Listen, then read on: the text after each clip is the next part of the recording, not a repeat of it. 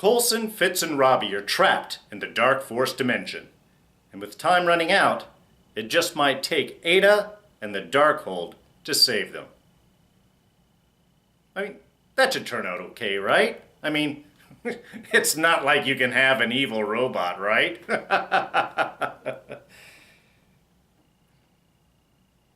It's Agents of S.H.I.E.L.D. Season 4, Episode 7. Deals with Our Devils.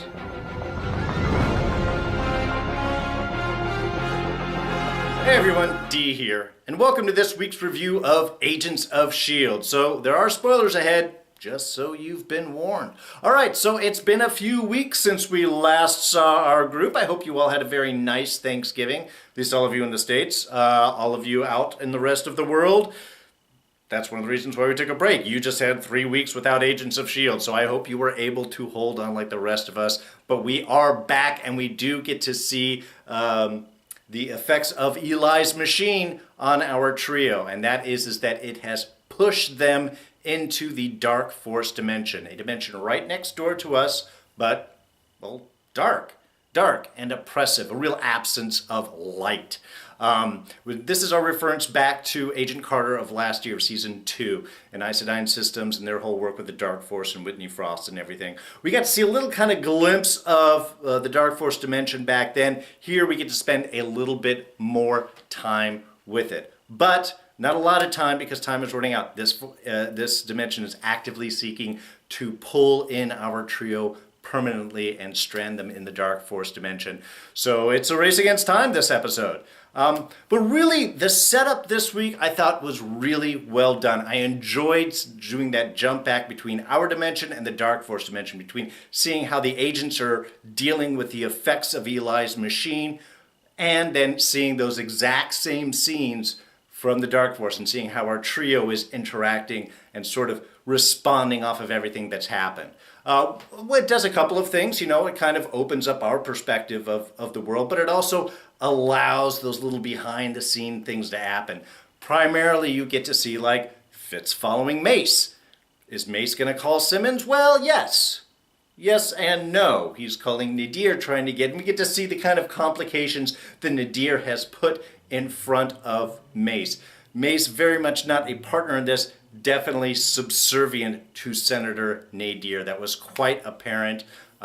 Mace showing that he's got a good heart. He obviously is concerned about Simmons, needs her back, and is concerned that Nadir has taken her away. I just love the line, didn't we put a tracker on her or anything? I didn't think we needed to. I mean, there were some really nice moments kind of peppered throughout the episode. But this shows Fitz what's exactly going on, which of course angers Fitz. And I love seeing tough Fitz. I love seeing that drive within Fitz. It's always really fun. It's a nice dichotomy for his character. We also got to see a lot of nice, tough Gemma in this as well, but I'm going to touch on that in just a little while. But this allows us to really clarify a lot of the mysteries, open the mysteries up that have been forming this season. I mean, first of all, Fitz gets to see that Mace is working with Nadir. That is now exposed, and that's going to have some very interesting ramifications going forward from there. But also we have the Ada reveal. First to May and then to Coulson, though I guess in some ways it's both of them at the same time, depending on your dimensional look on that. Anyway, but we get the revelation of Ada, and here it really plays an important role because of course Ada is the one that could possibly comprehend and read the Darkhold, perhaps find a solution. And the Darkhold, and this really kind of gives some really interesting scenes and interesting points of view. I mean, one, May is really ready to jump right into the Darkhold, despite all of Coulson's warnings, is ready to just open up the Book of Darkness, the Book of Sin, and try and dive right in to pull Coulson back. And that's starting to really dive into a bit more, I think, of their connection. I mean, her little speech there talking about the Blasco assignment and their bottle of Hague that they should be opening up. I think that's, again, we're starting to intimate a little bit more of that connection between May and Coulson, starting off when May's revelation of when she was dead, she saw Coulson, and we've seen a few other things. Now we're starting to just get that bit more of a personal connection. I think that's Yes, there is a strong connection between May and Coulson, but I think it's going to be a bit stronger. I think it's a lot deeper than the two of them have really been dealing with. So I think this is just one more step in that direction. But on the other hand, it also allowed Radcliffe's reaction to the Darkhold. And, you know, Radcliffe has done some iffy things since we have met him. Sure, working with Hive, he was a bit coerced. Ada has all been very good, but I think this was a nice defining moment for Radcliffe as well, when he gets a chance to look in the Darkhold. And I love, again, John Hannah is amazing in this, those just moments of looking in and the realization and just shutting the book and like, no, no, no, no, no, this is not for me. I think is a perfect, you know, again, clarification of the goodness of Radcliffe's character in here. Yes, he wants to do the right thing. Yes, he wants to do some great stuff. As he says at the end of the episode, I created a dimensional portal with the android I built. I've had a perfect day. But this really, again, defining his character is not willing to take that other step, that the thing that obviously is too far for him and has very deep, and as he saw immediately, some very dark ramifications. But the other thing with this, really, that scene between Fitz and Coulson, where you see the kind of pressure cooker the two of them have been, really coming to the fore of Fitz being upset with Coulson for dropping the directorship. I mean, they had a team, it was just them, and they were able to do all of this stuff. And Coulson's response, I think, is fair also. I had an illegal spy organization operating with powered-on individuals on American soil. President maybe not too happy about that. But I think it's opening up that kind of tension between the characters that we have sort of felt just in the background. Is I think there's a lot of disdain that Coulson had stepped down from his team because he did make the decisions and he was someone that they trust. And now they have Mace, where, as far as Fitz is concerned right now, just betrayed Simmons. Just sent her off who knows where to do who know what. And is he going to be able to get her back? So I enjoyed those moments. I think were really good. They were great character moments and really kind of opened up of what is been going on behind the scenes, what's been going on in the minds of these characters that have been sort of interacting and sort of relieving that stress. I like that Fitz was able to express himself and why he did, and even Coulson's reasoning behind it of, you know, why he did what he had to do. Which I think is good and may allow us to just kind of move forward with all of this directorship things, you know, finally, and put it all behind us. But you know who doesn't like the Darkforce Dimension? The writer, who quickly abandons Robbie and goes and takes over Mac. Loved seeing that. Mac as the writer back on a motorcycle seems very appropriate. I like the chase sequence right there, also all very well done. But we learn a little bit more about Mac in this. First of all, he's got some darkness in him. He's got some pain, he's got some suffering, and I think it relates back to what he is looking at the very end.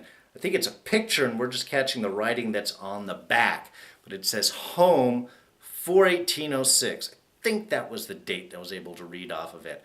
What does that mean? I mean, this is long before S.H.I.E.L.D. and all of that. Heck, long before Iron Man.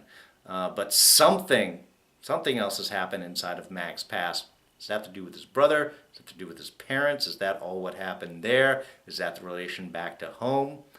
Don't know. We know it's going to be cleared up for us. We know we're going to find out about this coming up. But this evidently enough darkness, enough pain to sustain the writer within him, at least temporarily, until he and Robbie have their little face-to-face and sort of clear things up.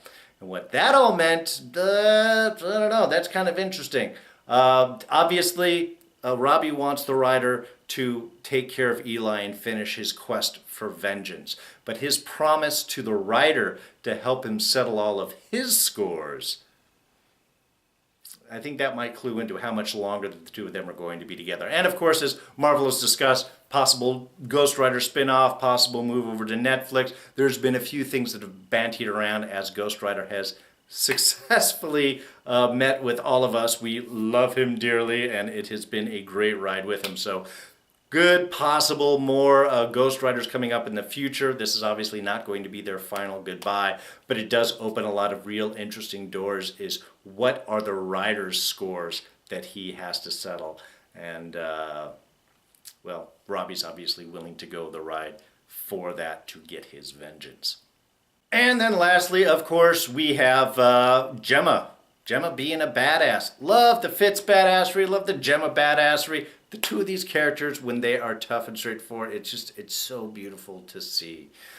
Gemma just stepping in, taking over, dealing with Senator Nadir's brother in his cocoon form. It's been 7 months, but not that much longer, thanks to Gemma's nice, quiet hand and humanity.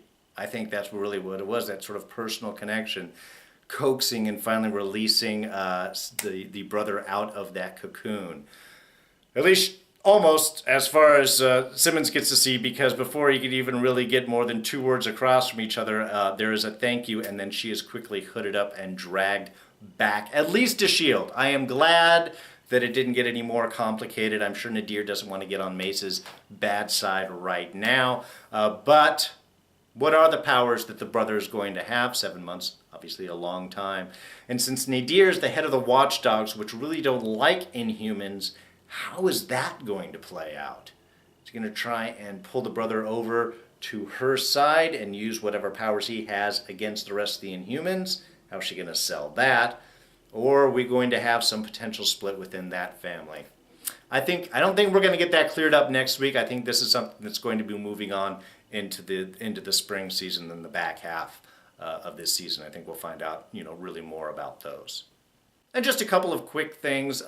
One, the comedy, the human comedy they like to put in, I think worked really well in this episode. Coulson, when May and Mac are responding to their disappearance, and Coulson's watching them like, what are they doing?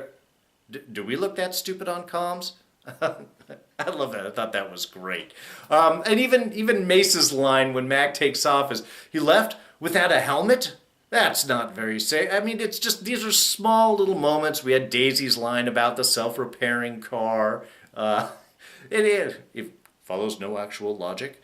But all of these I thought were just kind of fun little human moments interjected within the episode. Marvel does a really good job with that. The show does really well. Coulson's humanity, I think, is a major driving factor within this show. Anyway, those were just, I loved seeing that. And of course, the final scene with Radcliffe having his wonderful little guitar just save the world moment, which was love. We get to see Ada doing something. We know that it does not feel right? I mean, I love the cool little laser thing. And I love the fact that Coulson was like, wow, man, I wish you could see this. Though I also don't understand how he, from his dimensional look, doesn't know that May couldn't see what they were doing. But anyway, whatever those cool little laser glove things are doing, she seems to be mapping out a brain. Is this a replacement brain for her? Is this something else? Again, Darkhold, evil book, working with a robot. I don't know, maybe they should have already wiped her memory. Hopefully maybe this is something good, but you never get a good feeling after these things. Maybe we will see things next week with the mid-season finale, or possibly this is something that is going to get dragged on, and kind of like Nadir's brother and the Watchdogs and everything there is something we're going to deal with the next season. Speaking of, actually, now that we have finished with, now that Doctor Strange has just happened, and Ghost Rider kind of has an indirect tie into that, we really won't have any direct movie ties probably for the next year and a half, because Guardians, which comes out in May, that's all off-planet. Spider-Man Homecoming is during the summer, so no direct tie-in that's going to go on with S.H.I.E.L.D. there. Maybe some after effects, but probably not. Then you have Thor Ragnarok in the fall, and while they might have a scene or two on Earth, pretty much all that is also happening all off-planet, so probably not any direct tie-in with S.H.I.E.L.D. there either. Then we've got Black Panther, which could be all Wakanda, could have some international stuff. That's iffy, but we don't really have anything then until Infinity War, which obviously is going to have huge ramifications and huge impacts and so on. So this kind of opens things up for S.H.I.E.L.D. with not having to worry about doing any actual movie tie-in until pretty much the end of Season 5 next year. And then from that point, What is going to happen with S.H.I.E.L.D.? Don't know. After 5 seasons, you're over your 100 episodes, which is what they like to do for syndication. We know we have the Inhumans series that is going to be coming out. Is that going to be on top of? Is it going to replace S.H.I.E.L.D.? I personally want to see S.H.I.E.L.D. happen for many, many years to come. I enjoy the show. I love the characters. I would like to see things develop, and I would actually like to see more direct movie tie-ins, which I think many of us would. But at the very least, I think that it kind of opens up, it gives S.H.I.E.L.D. a lot of breathing room to really develop their own world, develop everything else around without having to force tie-ins with the rest of the movies for the next year and a half. So I think we've got a potential to see some really cool stuff, especially if they keep this 10 p.m. Time slot. Now, we are ending next week with 8 episodes. That's 8 episodes in the fall. We are still slated for 22 episodes as far as I know. Now, usually it's 10 episodes in the fall, and then they do 12 in the back half of the season. Here we're doing 8, so that is going to be 14 episodes potentially in the back half. Whether that means that they start earlier in February or go longer in towards the end of May, we'll have to sort of wait and see on that. But anyway, just very excited about what's going to go on. I wish we had more S.H.I.E.L.D. before the break, but maybe we'll just be really excited with what we're going to have when we get back. All right, so I think that's going to wrap things up for this week. Now, next week, we do have the big mid-season winter finale. We're going to have Eli versus Ghost Rider. We're bringing back Yo-Yo Rodriguez. Oh, it's going to be great. Oh, S.H.I.E.L.D. versus the bad guy. Should be some great moments. Now, I am personally hoping that we get to wrap up this whole Eli storyline by next week and then move on to some new adventures in the spring and the back half of the season. But I don't know, maybe they've got something else planned. Maybe something I can't even think about that's going to get me even more excited. But anyway, I guess we'll just have to sort of wait and see. If you did enjoy this review, then I would appreciate a hit on that like button. Comments, thoughts, throw those down in the section below. What did you guys like about this episode? Was there something that I missed? And what are you looking forward to see both in the winter finale and in the back half of this season? Throw those down. We'll keep a little conversation going.